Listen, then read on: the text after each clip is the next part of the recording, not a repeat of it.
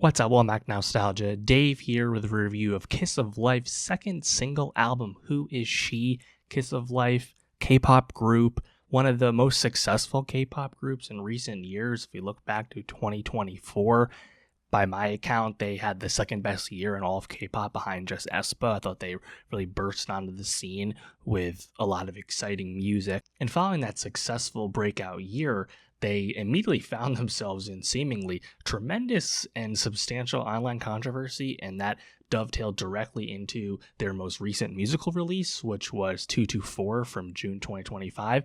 And that music simply was not that good. It certainly did not hold a candle to their previous work. I think if that music had been a lot better, Kiss of Life maybe would have been able to kind of get by this controversy, at least would not have been a recurring talking point with them. But people didn't really have an opportunity to hold their nose when it came to their music because it was pretty easy to just ignore, listen to it once and move on. It did not stick around. And now Kiss of Life is here with their second single album, Who Is She? I am disappointed that this is only 2 songs. Given the lack of momentum from last year, I think they could have used a little bit more juice than just 2 new tracks. I do think the sound of Who Is She and the B-side Don't Mind Me is a step in the right direction. We're at least getting closer back to the appeal of early Kiss of Life and what made them such an exciting group just 2 years ago. There's a playfulness, a lightness, and energy level that you associate with the best Kiss of Life music, and we're getting around that. I actually think the B-side Don't Mind Me is a lot better than Who Is She. Don't Mind Me is a lot more engaging in terms of its song structure and what it's doing. I think the beat is just a lot better. Who Is She, the single, to me is just lacking with its chorus. I don't find it that exciting overall, even if there's some decent verse moments. Unsurprisingly, when listening to these 2 tracks, Julie does stand out the most. She's able to do her hip-hop flow on both of these tracks, and there's just a natural charisma and a style to her that does come through on these songs. I just wish some of the other elements were a little bit better. I do think Kiss of Life is going to need to release more music this year to continue to try and claw back some momentum. The concept of a single album as like a standalone release to do full promotions for and stuff, I always found that a bit strange, right? But Le Sserafim just did that twice last year, right? They had their dual Japan single releases with different, and then they had Spaghetti, of course, later in the year. Cat's Eye's about to release a single as they lead into Coachella. It's strange to me because you have to have a lot of confidence in that one big song you're pushing to work for that music to really stick around. And I think Kiss of Life, this is kind of like a solid single. Maybe they're going to leg it out into a double, but this is far from a home run. We're still not really matching just the catchiness and the excitement that original music that they really broke out with had. In terms of the music itself, Who Is She? Dance pop drums, I think, overall, nice choice there. The consistent exhaling that they're doing on that, I mean, it's clearly leaning into the kind of sexually forward style that Kiss of Life has had this entire time.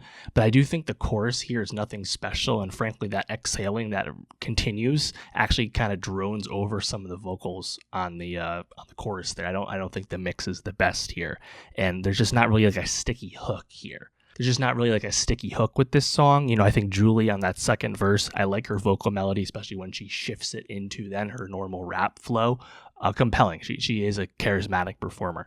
Don't Mind Me, as I said, I think this is a much better track. You have this acoustic strumming right away that definitely grabs you. And Julie's high energy vocals are also noticeable right away.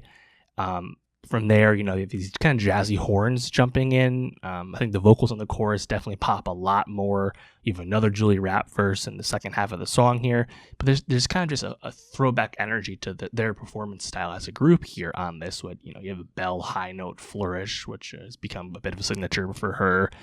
Better beat and better structures as well, in the sense that you have this bridge, you have this post-chorus leading into a stronger chorus than the other song. There's just a lot more going on with Don't Mind Me. Do I like this as much as the best Kiss of Life songs? No, but I think it's pretty good, pretty solid for sure. So yeah, Kiss of Life. It's only 2 tracks. There's not a whole lot to really say here. I don't expect the controversy to truly go away, probably ever, but I don't expect it to really go away until they release like an undeniable song again, right? This is kind of the case with a lot of artists when it comes to trying to continue their career when they've self-inflicted a wound the way Kiss of Life did, you know, a year and a half ago or so. So we'll see how that goes. I do find it interesting just to observe and see how that sentiment continues. So we'll keep our eye on it. And I expect more music from them later this year. But let me know where you at with Kiss of Life's second single album, Who Is She? Which of the 2 tracks do you like more? And for more music reviews, more K-pop reviews, subscribe. And I'll see you next time.